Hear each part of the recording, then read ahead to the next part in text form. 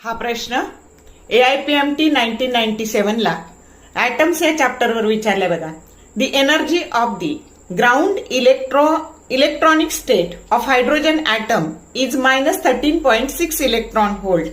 The energy of the first excited state will be option A -27.2 electron volt, B -52.4 electron volt, C -9.4 electron volt and D -6.8 electron volt.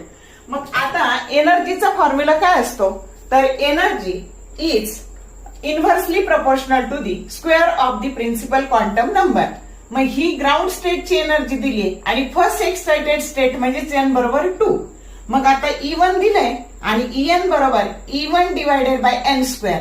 E1 ची value टाकली -13.6, N2 आहे त्याचा square 4 म्हणजे याला 4 ने divide केलं तर तुमचं उत्तर आलेलं आहे -3.4 इलेक्ट्रॉन व्होल्ट, की जो करेक्ट ऑप्शन सी आहे.